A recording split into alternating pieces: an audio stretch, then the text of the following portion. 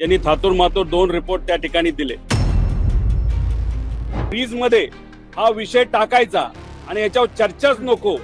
जो कोणी उद्या जाऊन विचारेल की दादांच्या बाबतीत काय झालं, तर उत्तर सत्तेतले लोक देतील, सीबीआय कडे तपास आहे। अरे 10 वर्ष सीबीआय कडनं जर काही विषयांमध्ये होत नसेल, तर या विषयामध्ये सुद्धा सीबीआय कडे जर तुम्ही केस दिली असेल नाही तर देणार असेल, तर त्याला 2 महिने 3 महिने अशा पद्धतीने कुठेतरी कालमर्यादा लावावी लागेल।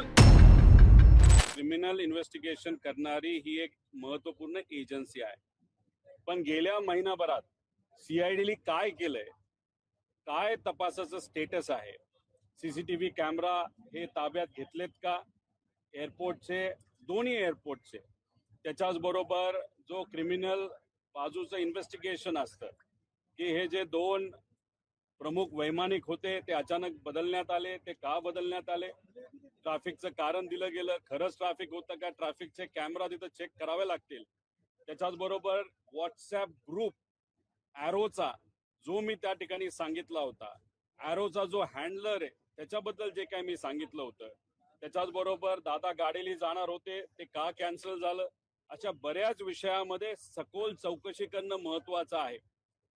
डीजीसीए करणं आणि व इन्व्हेस्टिगेशन एजन्सी डीजीसीएच्या अंतर्गत नाहीतर सिव्हिल एव्हिएशनच्या मंत्र्याच्या अंतर्गत यांनी थातूर मातूर 2 रिपोर्ट त्या ठिकाणी दिले, पण प्रमुख रिपोर्ट येणं बाकी आहे। त्याच्यामध्ये प्रिलिमिनरी रिपोर्ट हा पुढच्या काही दिवसांमध्ये येईल असं कालच मंत्री महोदयांनी त्या ठिकाणी सांगितलेलं आहे। आम्ही वाट बघत आहोत काय प्रकारचं इन्व्हेस्टिगेशन त्यांनी आतापर्यंत केलेलं आहे, त्याच्यात काय गोष्टी समोर येत आहेत। कारण आतापर्यंत जी माहिती आम्ही दिली त्याच्यापेक्षा कितीतरी जास्त माहिती सत्तेतल्या काही लोकांची आणि व्हीएसआरचे कसे संबंध होते, कशा पद्धतीने हे जे काही इन्व्हेस्टिगेशन नाही तर तपास आहे हा चुकीच्या पद्धतीने त्या ठिकाणी चालू आहे, सर्व पुरावे हे आमच्याकडे आहेत। पण आम्हाला याच्यामध्ये राजकारण करायचं नाही, खरंच काय ऍक्शन व्हीएसआर वर घेतली जाते।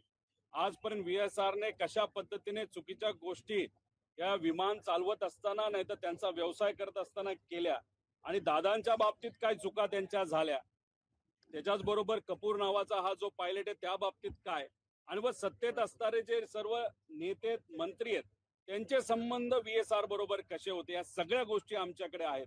त्यामुळे तपास जर योग्य दिशेने जात असेल, 2-3 दिवसांनी प्रायमरी रिपोर्ट मध्ये फक्त थातूर मातूर फक्त हे केलं ते केलं अशा जर गोष्टी न करता डिटेलमध्ये काही प्रमाणात डिटेलमध्ये जो तपास असेल तर आम्ही समजू योग्य दिशेने हा तपास त्या ठिकाणी सुरू आहे। पण उगाचच काहीतरी द्यायचं म्हणून त्यांनी दिलं तर मग मराठी माणूस काय असतो आणि महाराष्ट्र काय असतो हे मात्र त्या ठिकाणी या केंद्र सरकारला नाही तर तिथं असणारे जे एव्हिएशन मंत्रालय त्यांना आपल्याला दाखवावं लागेल असं आम्हाला वाटतं।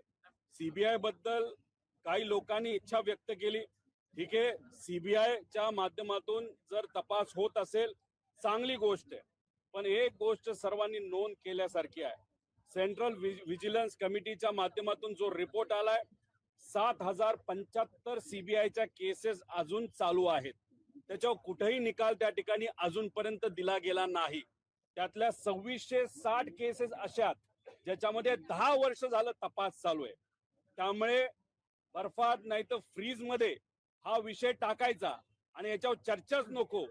जो कोणी उद्या जाऊन विचारेल की दादांच्या बाबतीत काय झालं, तर उत्तर सत्तेतले लोक देतील, सीबीआय कडे तपास आहे। अरे 10 वर्ष सीबीआय कडनं जर काही विषयांमध्ये होत नसेल, तर या विषयामध्ये सुद्धा सीबीआय कडे जर तुम्ही केस दिली असेल नाही तर देणार असेल, तर त्याला 2 महिने 3 महिने अशा पद्धतीने कुठेतरी कालमर्यादा लावावी लागेल। उगाच द्यायचं म्हणून देऊन आणि त्याच्यात जर टाइमपास होणार असेल तर हा टाइमपास आम्हाला लोकांना आणि महाराष्ट्राच्या तमाम नागरिकांना त्या ठिकाणी नकोय। मुख्यमंत्री वारंवार म्हणतात, काल सुद्धा त्यांनी पत्रकार परिषदेत सांगितलं सीबीआय तपास होईल, याचा तुमच्याकडे म्हणजे इतर लोकांकडे काही पुरावे असतील आणि शंका उपस्थित केल्या जात असतील तर त्यांनी आम्हाला द्यावे। या बाबतीतलं मुख्यमंत्री साहेबांना एक पत्र मी तयार केलेलं आहे। आज दिवसभरात त्यांचा वेळ घेऊन ते पत्र व त्याच्याच बरोबर डिटेल रिपोर्ट पुराव्या सकट हे मुख्यमंत्री साहेबांना त्या ठिकाणी मी देईल। सगळेच विषय मुख्यमंत्री साहेबांच्या लेवलला सुटतील असं नाही, कारण का सीआयडी हे मुख्यमंत्री साहेबांच्या अंतर्गत विषय येत असतो। सीआयडीला महाराष्ट्रामध्ये तपास करता येतो, परवानगी तो इतर ठिकाणी सुद्धा करू शकतो, पण त्यांना एअरपोर्ट अथॉरिटीची परवानगी लागते, बऱ्याच काही गोष्टी लागतात. सीबीआय कडनं तपास केला जाईल असं ते सांगतात, पण सीबीआयच्या बाबतीत तपासला परवानगी देणारे जे होम मिनिस्टर साहेब अमित शहाजी आहेत, त्यांना ऑलरेडी हे रिपोर्ट आम्ही पाठवलेले आहेत. तिथं असणारे सिव्हिल एव्हिएशन मंत्रालय यांना आम्ही रिपोर्ट तिथं पाठवलेले आहेत. त्याच्याच बरोबर जे DGCA आहे त्यांना सुद्धा तिथं रिपोर्ट पाठवलेले आहेत. पण महाराष्ट्रातले अनेक सत्तेतले काही मंत्री सांगत आहेत की प्रेझेंटेशन घेण्यापेक्षा मुख्यमंत्री साहेबांना तुम्ही रिपोर्ट द्या. तर हे रिपोर्ट आधीही मी देणार होतो आणि आताही त्या ठिकाणी आज अधिवेशनाला आलोच आहे, पहिला दिवस आहे. तर हे रिपोर्ट सर्व हे मुख्यमंत्री साहेबांना देतील. पण मी एक गोष्ट सर्वांना सांगतोय आणि सरकारमधल्या लोकांना सांगतोय, जी माहिती आतापर्यंत दिली ती कदाचित फक्त 20 ते 30% आहे. 70% माहिती आम्ही मागे ठेवलेली आहे. त्यामुळे जर तपास योग्य पद्धतीने होत नसेल आणि त्याच्यामध्ये जर काळं बेरं झालं, हे फार सरकारला महागात पडू शकतं. त्यामुळे आम्हाला इथं राजकारण करायचं नाही. आमची विनंती एवढी आहे, प्रायमरी रिपोर्ट जो 2 दिवसामध्ये येत आहे तो योग्य पद्धतीचाच त्या ठिकाणी असावा. आणि ब्लॅक बॉक्सचा फोटो हा आमच्याकडे आलेला आहे, तो कसा आहे, किती जळला, याचे डिटेल सुद्धा आमच्याकडे आलेले आहेत. पण आम्ही वाट बघतोय हे केंद्रीय एव्हिएशन मंत्रालय या बाबतीत कसा तपास करते, काय करते. त्याच्याच बरोबर श्वेता सिंग बद्दलची पण बरीच माहिती, त्यांच्यावर कशा कंप्लेंट केलेल्या आहेत, कशा पद्धतीने श्वेता सिंग या भ्रष्टाचार करत आलेल्या आहेत, याची माहिती सुद्धा तिथं आम्हाला कळालेली आहे. त्यामुळे या लोकांना बाजूला ठेवून इन्व्हेस्टिगेशन करणं हे जास्त महत्वाचं आहे. कारण का पारदर्शक इन्व्हेस्टिगेशन मुळेच कुठेतरी दादांना त्या ठिकाणी न्याय मिळू शकतो असं आमच्या सगळ्या